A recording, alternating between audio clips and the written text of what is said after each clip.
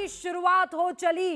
Israel के इस attack के बाद ईरान ने जवाबी हमला किया और उसने भी तेल अवीव से लेकर हाइफा से लेकर तमाम इजराइल के शहरों में मिसाइल्स दागी है। यह बताया जा रहा है 105 मिसाइलें, बैलिस्टिक मिसाइलें ईरान की तरफ से दागी गई है। और दूसरा, यमन इजराइल के ईरान के सपोर्ट में आते हुए वहां से भी हूती जितने भी ये लड़ाके हैं उन्होंने भी अपनी एक्टिविटीज वहां पर शुरू कर दी। वहां यमन की तरफ से भी मिसाइल जो है वो दागी गई है इजराइल की तरफ। हालांकि हमारे एक्सपर्ट्स ये बता रहे हैं कि Israel is not worried about Yemen, वो सीधे तौर पर ईरान के साथ इंडल्ज होगा, लेकिन ईरान ने बाकी सारे अगल बगल के मुल्कों को भी अब इस वॉर की चपेट में ले लिया है। वो कैसे?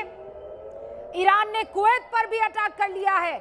यूएई में यूएस एयरबेस पर एक के बाद एक ईरान का अटैक हो रहा है।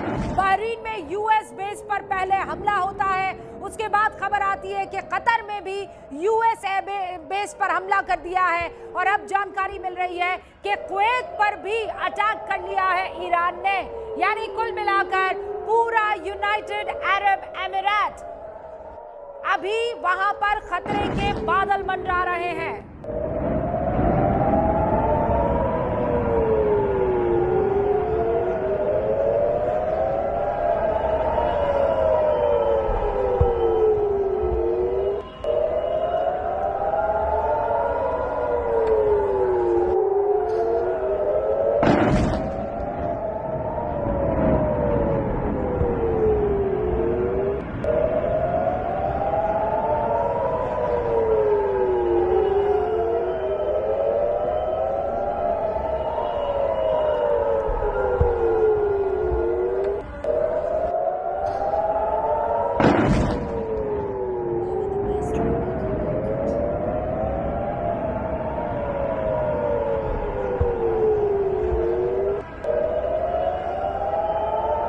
इस वक्त की बड़ी खबर आप सबके लिए, general civil aviation authority UAE की तरफ से ये जानकारी मिली है कि तमाम एयर स्पेस को, चूंकि इस तरीके के हालात बने हैं, बंद कर दिया जाता है। यूएई की कैपिटल अबू धाबी में भी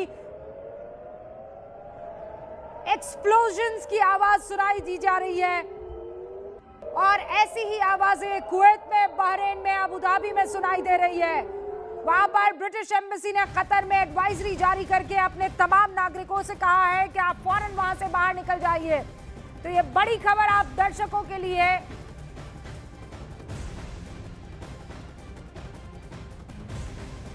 ईरान ने बैलिस्टिक मिसाइल्स 5 अलग अलग देशों पर अपनी दागी है।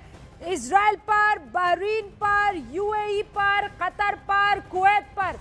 ये जानकारी मिल रही है कि 5 अलग अलग मुल्कों पर बैलिस्टिक मिसाइलें दागी गई है ईरान की तरफ से। यानी अब पूरा का पूरा रीजन, पूरा का पूरा मिडिल ईस्ट इस वक्त उस पर युद्ध के बादल नहीं, इनफैक्ट युद्ध मंडरा रहा है। हमारे साथ गौरी शंकर जी बने हुए हैं। गौरी शंकर जी, अब आगे क्या? रूबिका जी, ऐसा है कि ये ईरान के पास जितनी भी मिसाइल हैं वो सब देशों पे ये दिखाने के लिए लगा रहे हैं। आप देखिएगा 5-6 मिसाइल आने के बाद हर बेस के ऊपर इनका स्टॉक पाइल खत्म हो जाएगा और 1 या 2 दिन में जो है ये मिसाइल्स का जो है इन दूसरे देशों पे जो दागना है बिल्कुल रुक जाएगा।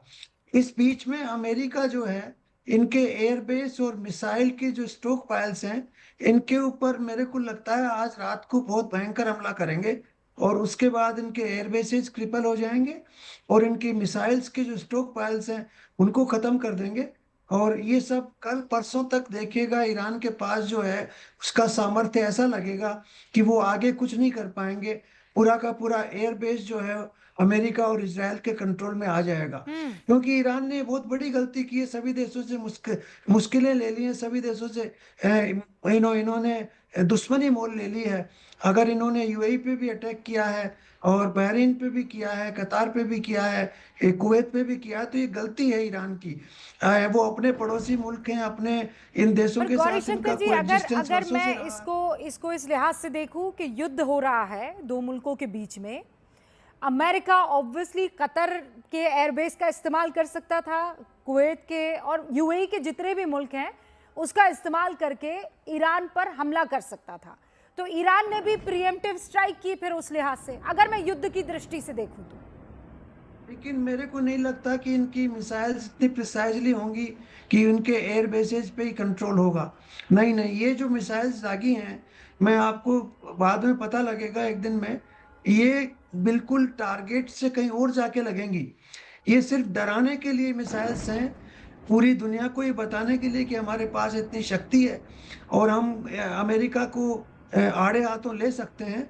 लेकिन वो संभव नहीं है। देखिए, अमेरिका के पास बहुत प्रिसीजन वेपन्स हैं और बहुत हैवी आर्मामेंट्स हैं, वो उनका उपयोग करेंगे। गौरीशंकर जी, और पहले जो ये चर्चा हो रही थी, मतलब आप सुनिए, अनकंफर्म रिपोर्ट्स आ रही है सऊदी अरब और जॉर्डन में भी अटैक की।